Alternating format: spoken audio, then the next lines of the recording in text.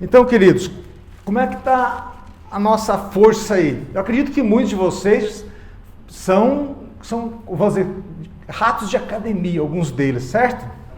Frequenta academia ou faz algum exercício. Até a gente tem dois representantes dos Vingadores aqui na igreja, não tem?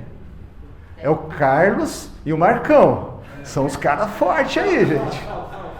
São, né? O Carlos e o Marcão são os dois representantes dos Vingadores aí. São os caras fortes. Mas talvez a gente tenha que usá-los como exemplo para dizer que nós temos que cuidar do nosso corpo. Lá em 1 Coríntios 3,16, a palavra de Deus diz: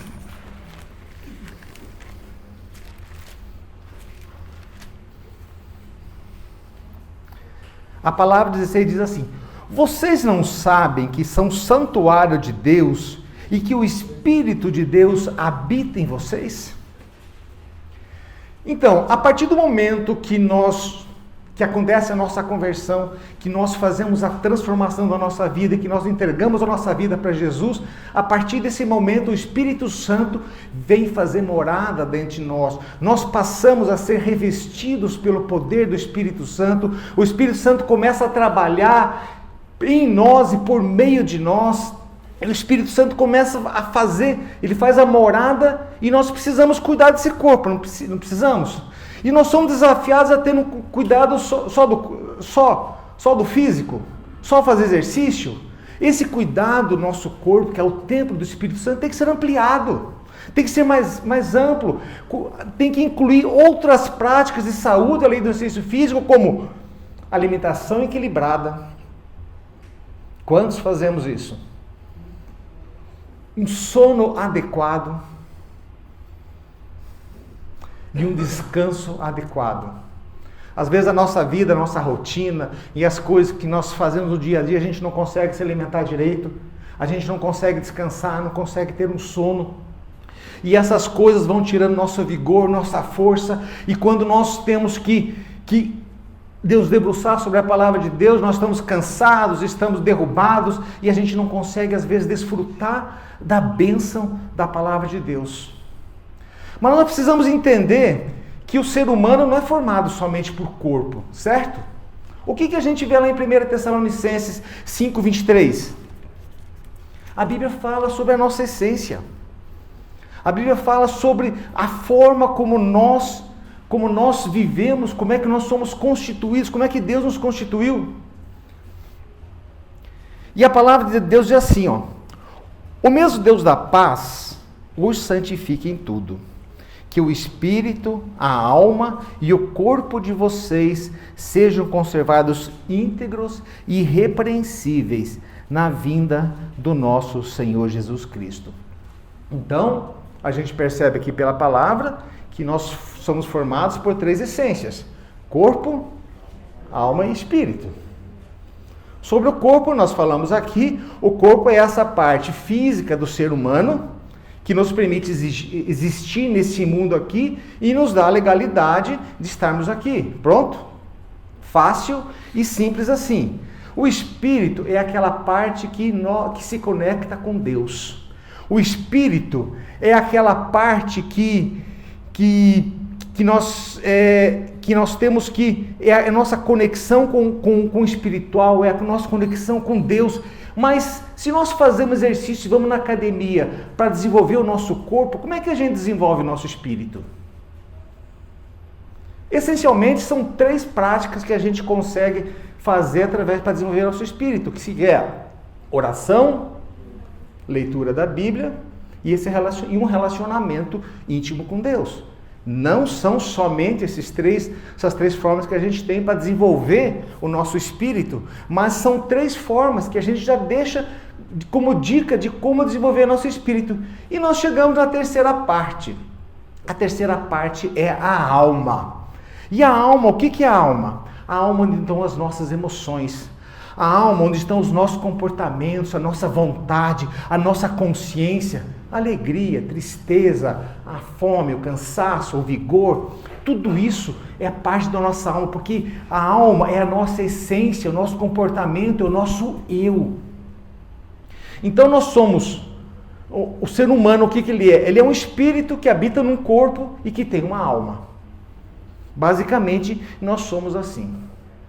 E nós estamos dentro de um assunto nesse semestre aqui na igreja e que nós queremos falar um pouco de saúde emocional. Não sou psicólogo, né?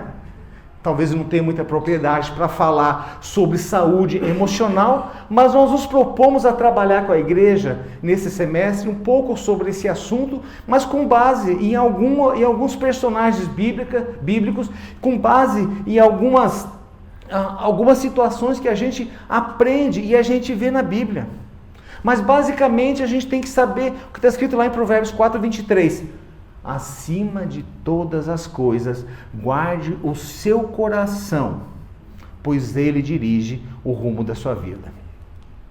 Deus nos deixou um manual, que é a Bíblia, que ele é perfeito. Ele é perfeito e nos orienta sobre todos os aspectos da Bíblia. E a Bíblia nos orienta a guardar o coração. Por que ela nos orienta? Por que é importante guardarmos o coração? Porque o coração é onde a gente guarda as nossas emoções. O coração, de maneira simbólica, a Bíblia fala simbólica, que é a nossa mente. A nossa mente, guardar o nosso coração, a nossa mente. Então, Deus mesmo demonstra esses sentimentos, que Deus demonstrou muitas vezes: ira, tristeza, compaixão. Deus também tem emoções, e as emoções nos ajudam a discernir o bem e o mal. As emoções nos levam para caminhos bons ou podem nos levar para caminhos maus. Depende como a gente trata essa emoção. Depende como é que está o nosso equilíbrio emocional. E eu queria conversar um pouco hoje sobre a vida de Jó. As suas emoções, os seus pensamentos, suas conversas, as suas ações, reações e tudo que afetou a sua vida familiar, a sua vida profissional, a sua vida financeira, a sua vida relacional com a sua esposa e com os seus amigos. E a história de Jó está escrita lá no livro de Jó. E vamos começar dizendo assim, colocando assim, quem era Jó na ordem do dia. E a gente vai ver que Jó era um homem que andava conforme o coração de Deus. Jó era um homem bom. Vamos abrir a Bíblia lá no livro de Jó, no capítulo 1.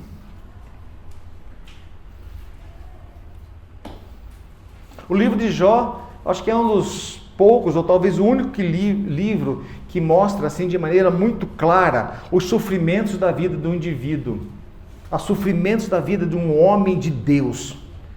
Porque a gente vai perceber que apesar do luto, apesar da perda, da dor, apesar da condição da esposa, dos seus amigos, Jó se manteve firme em Deus. A fé de Deus, a fé em Deus de Jó se manteve firme. Jó capítulo 1. A palavra de Deus diz assim: havia um homem na terra de Uz, cujo nome era Jó. Este homem era íntegro e reto, temia a Deus e se desviava do mal. Nasceram-lhe 7 filhos e 3 filhas. Tinha 7.000 ovelhas, 3.000 camelos, 500 juntas de boi e 500 jumentas. Também tinha muitíssima gente a seu serviço, de maneira que este homem era o maior de todos no Oriente. Os filhos deles iam à casa uns dos outros e faziam banquetes, cada um por sua vez, e mandava convidar as suas 3 irmãs a comerem e a beberem com eles.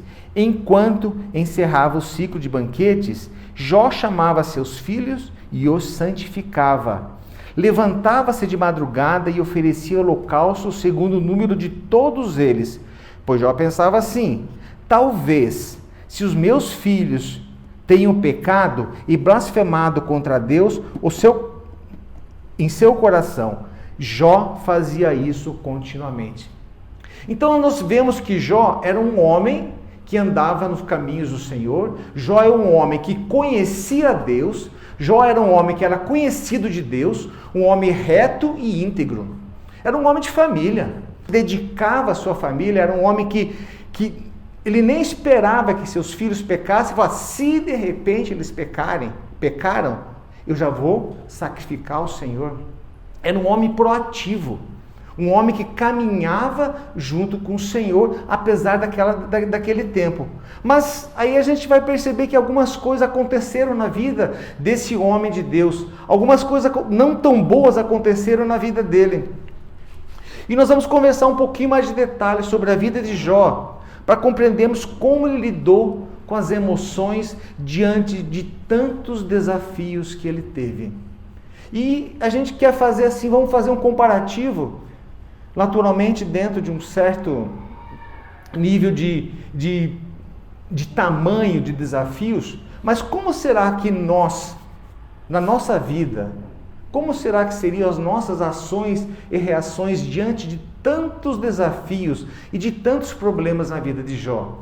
Todos nós conhecemos a vida dele e sabemos do desafio das coisas que aconteceram com ele, mas se a gente se colocar no lugar dele, qual seria a nossa reação? Como é que a gente ia fazer com isso? A primeira coisa que aconteceu na vida de Jó está relatado nos versículos, no capítulo 1 ainda, versículo de 13 a 19, que lá fala, resumidamente, diz que roubaram todos os seus rebanhos, mataram os seus servos, mataram os seus 10 filhos, mataram e ainda mataram alguns animais. Triste demais? A palavra de Deus diz assim, um dia, quando os filhos e as filhas de Jó comiam e bebiam, a partir do versículo 13, na casa do irmão mais velho, veio um mensageiro e disse: os bois estavam lavrando e as jumentas estavam pastando junto a eles. De repente, os sabeus atacaram e levaram tudo. Mataram os servos ao fio da espada, só eu consegui escapar. Enquanto ainda este falava, veio um outro mensageiro. Fogo de Deus caiu do céu e queimou as ovelhas e os servos, destruindo todos eles. Só eu consegui escapar para trazer a notícia. Enquanto esse segundo ainda falava, veio um outro. Os caldeus se dividiram em 3 bandos, atacaram os camelos e levaram embora. Mataram os servos a fio de espada. Só eu consegui escapar. E aí veio, que eu acredito, a pior notícia. Também esse ainda falava quando veio um outro e disse: seus filhos e suas filhas estavam comendo e bebendo vinho na casa do irmão mais velho. De repente, eis que se levantou um vento muito forte do lado do deserto e bateu contra os 4 cantos da casa, e ela caiu sobre os jovens e eles morreram. Só eu consegui escapar para dar a notícia. É triste demais, né? É triste demais, assim, a dor de Jó, assim, é inexplicável. Nós que somos pais, a gente sabe que seria uma dor inexplicável. E se nós trouxéssemos toda essa tragédia para os dias de hoje? Que bancarrota que foi, que destruição financeira que ele teve, que destruição da família que ele teve. A crise financeira talvez hoje seja a situação, a grande crise das famílias hoje em dia. Que crise que ele entrou?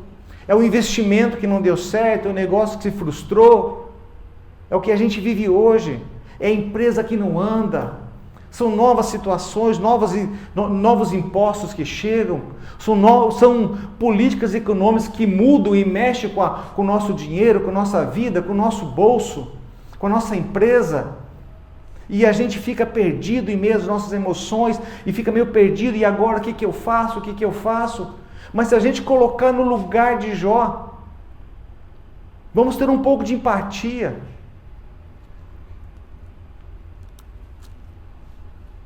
É um pai de família que aos 50 anos é mandado embora. E o mercado restritivo para pessoas mais velhas. É um acidente de trânsito, é um incêndio, é uma tragédia que acontece, é uma enchente, é uma seca. E essas coisas acabam tirando a nossa paz, a nossa segurança, tiram o nosso chão, e nós ficamos destruídos e entregues. porque isso derruba nossas questões familiares, profissionais, financeiras, tudo vira de cabeça para baixo. Aí a gente fala assim, mas eu estou na igreja, eu sou crente, gente, mas Jó, o próprio Deus diz, Jó era um homem íntegro, justo e íntegro. Ele era um pai exemplar que ouvia, tinha relacionamento pelos filhos. Ele não merecia esse castigo. E a gente não vai entrar nessa questão de um merecimento, não do castigo, mas eu quero trazer a gente assim a pensar, fazer um exercício de empatia, tentar nos colocarmos na posição de Jó, imaginar a situação de Jó. Como será que a alma, como será que o coração de Jó se encontrava naquele momento? Perdeu os servos, os animais, ele perdeu sua casa, ele perdeu seus filhos. E qual que foi o posicionamento de Jó? Vamos ler versículo 20 e 21. Então Jó se levantou, rasgou seu manto, rapou a cabeça. O rapar a cabeça naquela época significava perder a glória, porque os cabelos eram a sua glória, porque ele tinha perdido a glória, tinha perdido a sua herança. Prostrou-se em terra e blasfemou? Não, prostrou-se em terra e adorou. Nu saí do ventre da minha mãe e nu voltarei. O Senhor Deus deu, o Senhor o tomou. Bendito seja o nome do Senhor. E complementa, em tudo isto Jó não pecou, nem atribuiu a Deus falta alguma. Gente, naquela época não tinha Rivotril. Difícil, né? Talvez se tivesse um Rivotril, Jó ia ia segurar a onda dele um pouco mais, não ia? Mas não tinha Rivotril. Mas como estaria a minha alma e a sua alma? Gente, hoje nós temos o quê? Hoje nós temos o Espírito Santo que habita dentro de nós. Hoje nós temos a palavra de Deus que nos ensina, nos conforta. Veja lá, Tiago 1, versículo 2 e 4. Imagine se ele tivesse essa palavra. E ele não tinha isso, e hoje nós temos. Meus irmãos, tenham motivo de grande alegria passarem por provações, sabendo que a aprovação da fé que vocês têm produz perseverança. Ora, a perseverança deve ter ação completa para que vocês sejam perfeitos e íntegros, sem que lhes falte nada. Hoje nós temos a palavra de Deus, e a palavra de Deus diz que é de grande alegria passar por provações. Hoje nós temos Jesus. Hoje a gente tem conhecimento das palavras de Jesus, quando nos deu um conforto, dizendo assim, no mundo vocês vão passar por aflições, mas tem bom ânimo, eu venci o mundo. Jó não tinha esse conhecimento naquela época. Hoje nós temos a igreja. Hoje nós temos irmãos, hoje nós temos pastores com quem a gente pode conversar, com quem a gente pode compartilhar a nossa vida.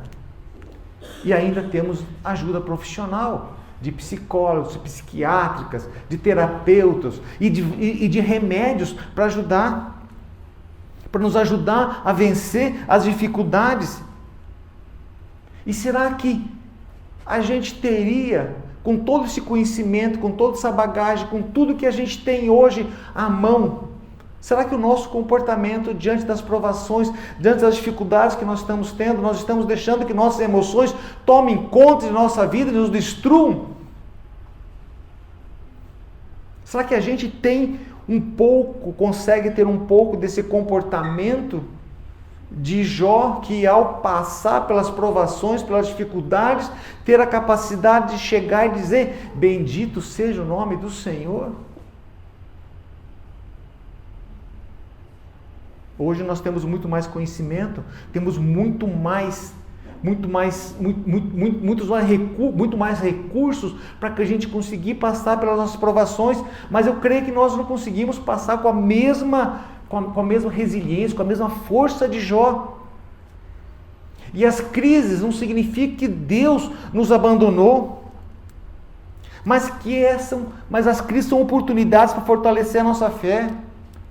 As crises são momentos para a gente mostrar e a gente reconhecer que Deus é suficiente na nossa vida. Difícil? Difícil, gente. Não é fácil, não. Não é fácil a gente passar por um momento de dificuldade e dizer assim, ó, essa foi uma aprovação e Deus está me ajudando. Essa é uma aprovação pelo qual eu estou passando, mas isso vem para eu dar mais valor para a minha vida espiritual. É a aprovação que vem para meu crescimento espiritual. Mesmo que a gente não entenda os motivos ou os tempos, porque Deus, a gente pode ter certeza que Ele nunca vai nos abandonar, porque Ele é a nossa rocha segura. Essa semana foi aniversário do pastor Sérgio, eu mandei para ele um versículo que está lá em Romanos 15, 13.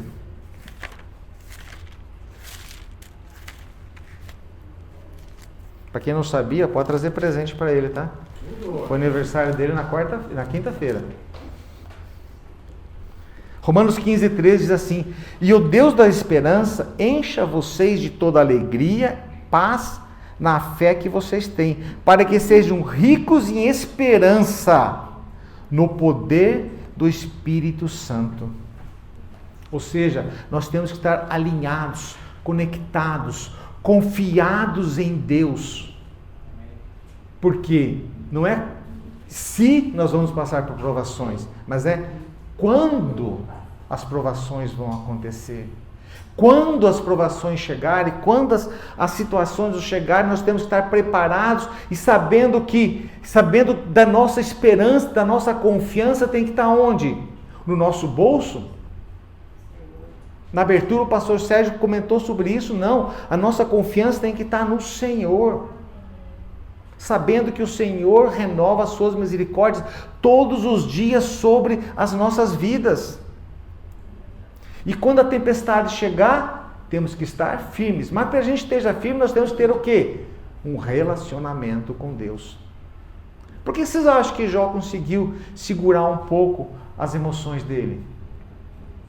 É o que a gente vê lá no início. Se o próprio Deus reconhece Jó como um homem íntegro e reto, ele era um homem íntegro e reto. E esse homem íntegro e reto é aquele homem que tinha um relacionamento com Deus.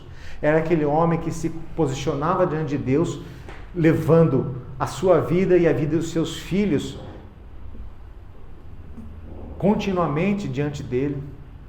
E se nós temos essa prática, se nós temos esse fortalecimento, esse vigor espiritual, essa força espiritual, se nós fazemos exercício, nós estamos na academia espiritual, fazendo exercício, fortalecendo nosso espírito, na hora das adversidades, nós vamos conseguir passar de maneira melhor. Não que a gente não vai sofrer.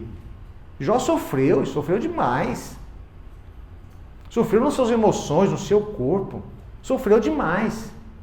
Mas não significa que não vamos sofrer, mas significa que não vamos deixar que as nossas emoções atropelem a nossa vida e nós façamos coisas que devíamos fazer. Mas Deus também, eu acredito que Deus nos dá um limite. A palavra de Deus lá no Salmo 139, ela diz assim, ó: Senhor, tu me sondas e me conhece. Se Ele me sonda e Ele me conhece, Ele também sabe os meus limites. Né?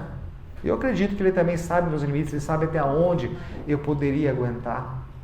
Até onde eu deveria aguentar, visto que eu tenho todos esses recursos prontos para que eu cuide da minha saúde emocional de maneira preventiva.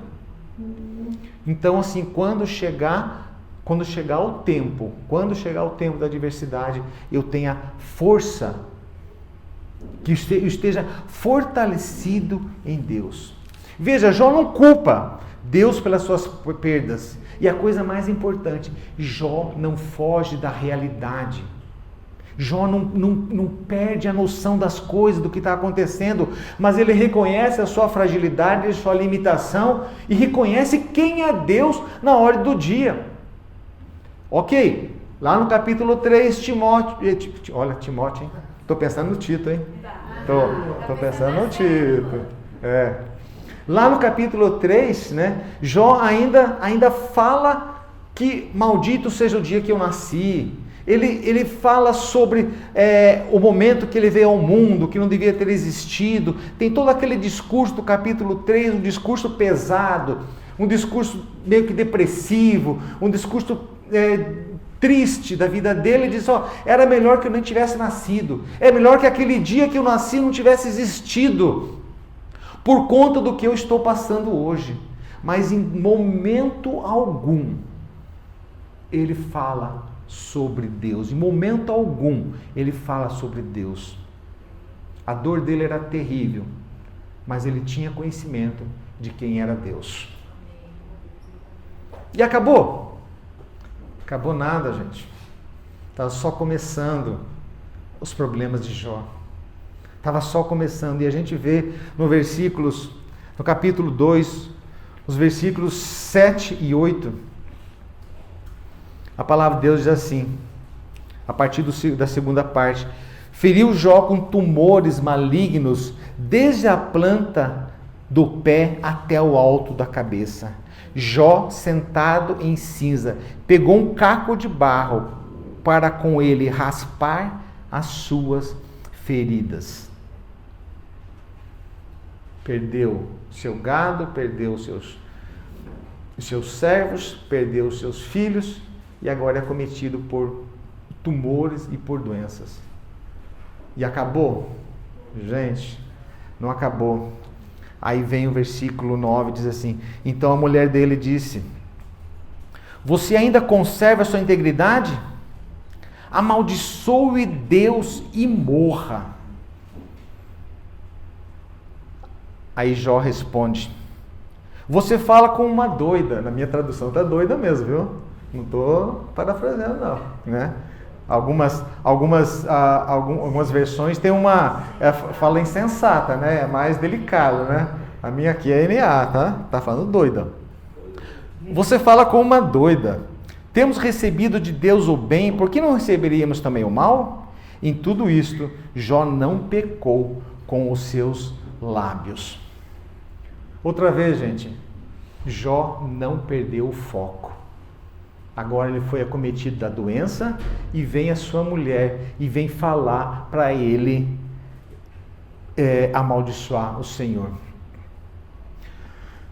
Quando nos distraímos e deixamos que a nossa mente vá para qualquer direção, a gente perde o foco e a capacidade de nos concentrar naquilo que é real. Deixamos que os maus pensamentos tomem conta das nossas emoções e a gente se perca. Deixamos que o nosso coração fique desprotegido. Quando a esposa de Jó tenta levá-lo para um lugar de derrota, quando ela tenta levar para o lugar para acabar, afundar com ele, amaldiçoar a Deus, ele não se contamina com isso. Porque Jó não estava distraído. Jó era um servo de Deus. Jó sabia quem ele era. E Jó sabia quem era Deus. Ninguém podia tirar o foco dele. Ninguém podia tirar, apesar de todas as aflições, de todos os problemas que estavam passando sobre a vida dele, ele continuava sabendo quem ele era diante de Deus e quem era Deus na vida dele. Difícil, não é, gente? E talvez essa seja uma área que nos afeta e tem levado as nossas emoções para caminhos não tão saudáveis. Porque muitas vezes a gente passa por aflições, a gente conversa com alguém e alguém vem no nosso ouvido e vem nos falar coisas que não deveríamos ouvir, dizem mentiras, dão-nos orientações da forma como nós devemos agir. E essas orientações não estão em conformidade com a palavra de Deus, não estão em conformidade com aquilo que eu sou em Deus, não estão em conformidade com aquilo que Deus é em mim. E nós somos levados à destruição, somos levados à bancarrota. Gente, sempre debaixo de uma emoção disfuncional, como estava essa mulher, sempre haverá um pensamento mentiroso. A sua mulher estava muito errada? Não, gente. A mulher dele simplesmente foi a comer, ela não suportou a pressão. Ela estava acostumada com uma vida de sucesso, ela não estava acostumada com a vida de sofrimento. Ela estava acostumada com a glória da prosperidade e não com a derrota, não com aquela pobreza e aquela miséria que eles estavam vivendo. Ela se perdeu. Ela se perdeu nas suas emoções. Mas Jó era um homem íntegro e justo, como Deus disse. E ele não se perdeu nas emoções. Essa é uma lição que nós temos que levar para a nossa vida, que nós temos que buscar não nos perder com as nossas emoções.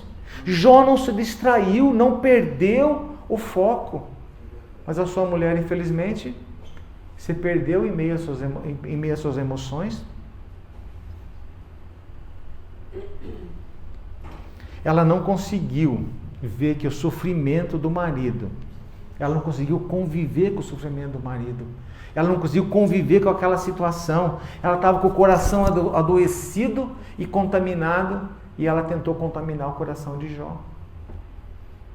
Só que Jó estava protegido, estava com o seu coração protegido. Jó estava com o coração dele focado em Deus.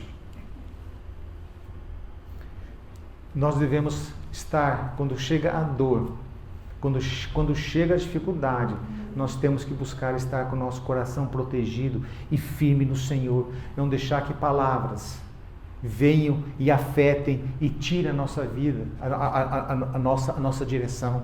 Nós não podemos deixar que mentiras venham e atrapalhem a nossa vida.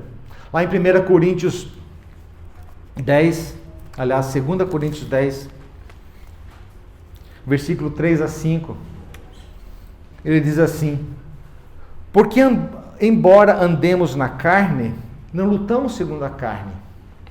Porque as armas da nossa luta não são carnais, mas poderosas em Deus para destruir fortalezas. O que são fortalezas? São padrões de pensamento que nos mantêm presos e afastados da verdade de Deus.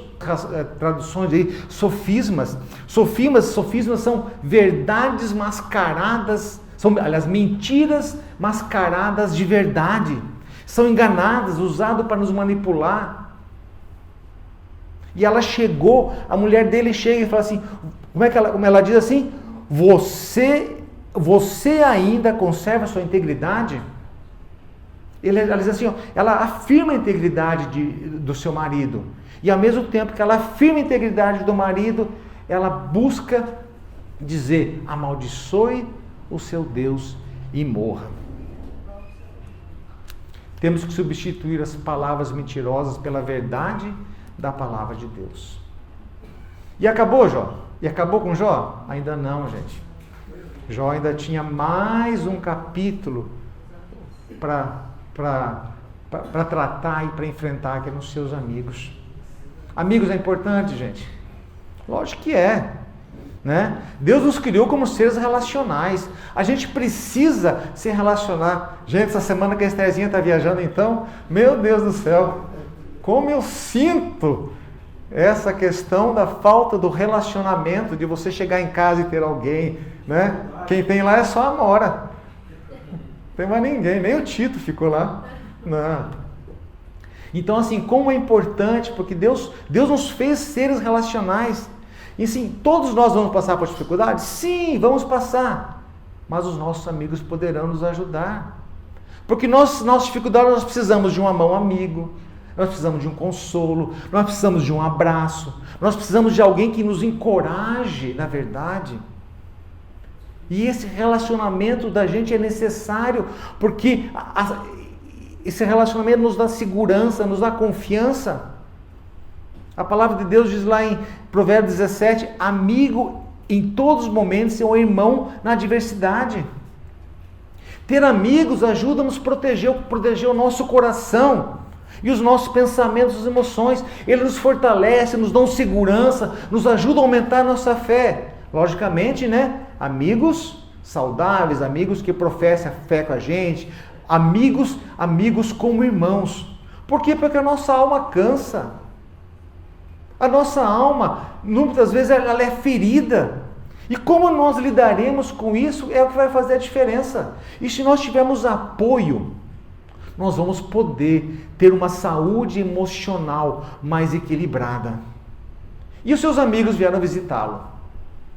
E seus amigos vieram visitá-lo e a princípio chegaram, sentaram no chão com ele e durante 7 dias ficaram junto com Jó, quietinhos. Durante 7 dias não falaram nada, mas à medida que o tempo passou, eles começaram a sugerir que Jó estava sendo punido pelos seus pecados e que ele deveria se arrepender. E esses amigos viam Deus como um juiz implacável. E ele estava assim, Jó estava ansioso para saber o que está acontecendo na minha vida.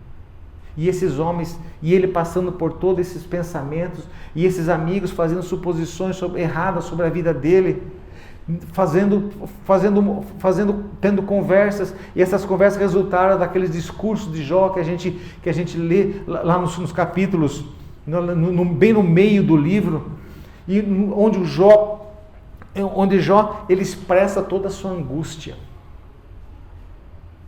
Mas aí chega um momento que começa a luz no fundo do túnel da vida de Jó, porque ele se manteve firme no foco, em que pese todas as dificuldades, ele se manteve no foco e não amaldiçoou a Deus. Logicamente, né, ele fez alguns questionamentos, né, e com Deus, né, Jó não era um super-homem, Jó era um homem assim como eu e você. Jó era uma pessoa sujeita às dificuldades, só que Jó era um homem íntegro que estava assim com seu espírito, com a sua alma fortalecida. E a conversa, a partir do capítulo 38, nós podemos acompanhar a conversa de Jó com Deus. E a primeira resposta que Deus dá a Jó não era bem da maneira como Jó esperava, porque Deus fala sobre sua soberania e sobre seu poder. Deus questiona: onde estava você, Jó, na criação?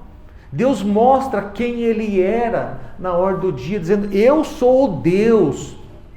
E essa resposta de Deus mostra para Jó a sua limitação como ser humano diante do poder de Deus. E Jó se mostra submisso e reverente e declara o seu arrependimento. No capítulo 40,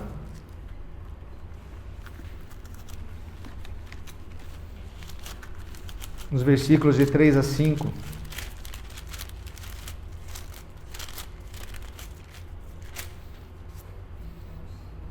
então Jó respondeu ao Senhor e disse: sou indigno. Que responderia eu?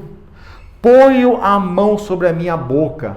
Uma vez falei e não direi mais nada. Aliás, 2, tá? Ele dá uma corrigidinha com Deus, né? 2. Porém, não prosseguirei. Ou seja, Jó entendeu a soberania de Deus, Jó entendeu o poder de Deus e Jó entendeu a submissão dele e a reverência dele. E Deus ouviu a oração de Jó. E a partir de então, teve a restauração da vida de Jó. No versículo 42, 10, diz assim: e o Senhor restaurou a sorte de Jó, quando este orou pelos seus amigos, e o Senhor lhe deu o dobro de tudo o que tinha dado antes. Então, em todo o relato bíblico, nós vimos que Jó era um homem reto, íntegro, passou pelas suas provações, mas sempre se colocou diante de Deus, reconhecendo o poder e a soberania de Deus, e não atribuiu a Deus culpa em momento nenhum. Na minha percepção, eu acho que o maior conhecimento, a maior lição que nós temos nesse livro é o que a gente vê lá no capítulo 2, versículo 9. Naquele diálogo que ele tem com a esposa. Eu acho que isso é um fechamento e é assim a maior conexão dele com Deus e a maior prova e o que a gente tem de mais aprender com Jó quando ele diz: temos recebido de Deus o bem, por que não receberíamos também o mal? Em tudo isso, Jó não pecou com seus lábios. Deus nos dá tanta coisa de boa, né? A sua misericórdia todos os dias, conforme o pastor falou, a misericórdia se renova sobre todos os dias. Deus nos deu a salvação, Deus nos deu família, Deus nos deu tantas bênçãos espirituais, materiais e bênçãos emocionais. E muitas vezes a gente não consegue valorizar, muitas vezes a gente não consegue manter o nosso equilíbrio emocional, porque o nosso coração está descoberto, porque as nossas insatisfações falam mais alto, porque os nossos questionamentos falam mais altos. Mas a misericórdia do Senhor se renova. E lá no Salmo 34, a Bíblia diz assim: perto está o Senhor dos que têm o coração quebrantado. Ele salvará o do espírito oprimido. Deus nunca deixará. Em Hebreus diz assim: Ele nunca te deixará. Mesmo que a gente se desvie, mesmo que a gente caminhe um pouco para lá, um pouco para cá, a gente não vai se desviar. A gente não vai perder, a gente não vai perder o caminho do Senhor, a gente não vai perder a bênção do Senhor, a misericórdia do Senhor. E nós, os cristãos, também passamos por disfunções emocionais, não passamos? Nós também passamos por situações difíceis das nossas vidas. Entretanto, diferente de Jó, hoje nós podemos ainda recorrer para os nossos amigos, a gente pode recorrer para a nossa igreja, a gente pode recorrer para o aconselhamento pastoral, a gente pode recorrer para psicólogos, a gente pode recorrer para psiquiatras, para medicamentos, porque tudo isso está disponível para nós. E essas estratégias, elas visam minimizar os impactos e os transtornos do nosso tempo de provação.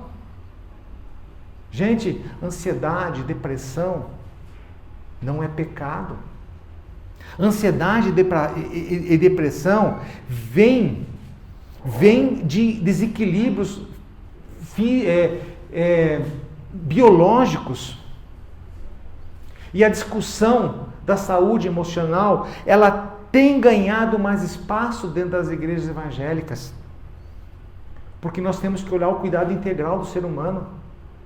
Nós temos que deixar de ser, e aqui a nossa igreja já funciona assim, nós deixamos de ser uma igreja que cuida só do espírito. A igreja tem que cuidar do espírito, tem que cuidar do corpo, mas tem que cuidar da alma também.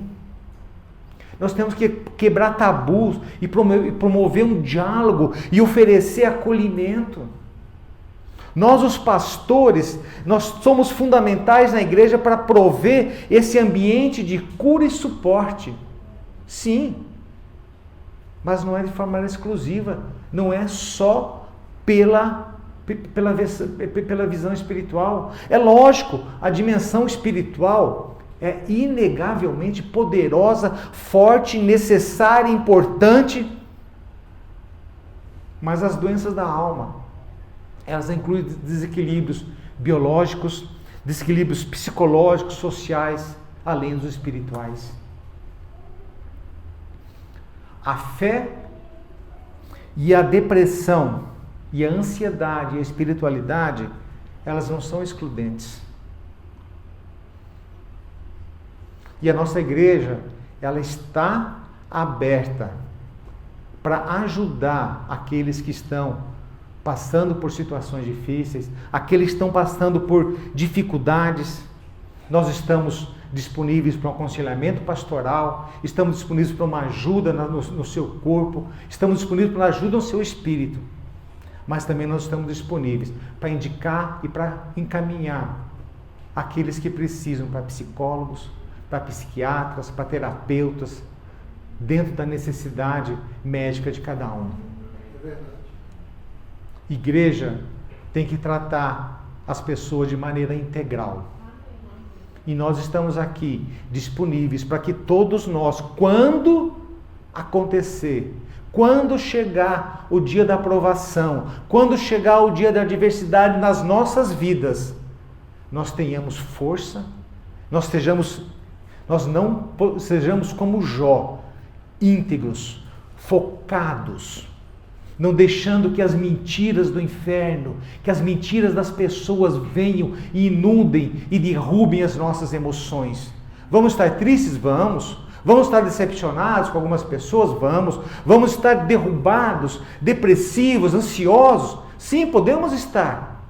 Mas estamos focados no Senhor, não deixando que as nossas emoções tirem a gente do foco. E se começar a sair do foco, nós estamos aqui.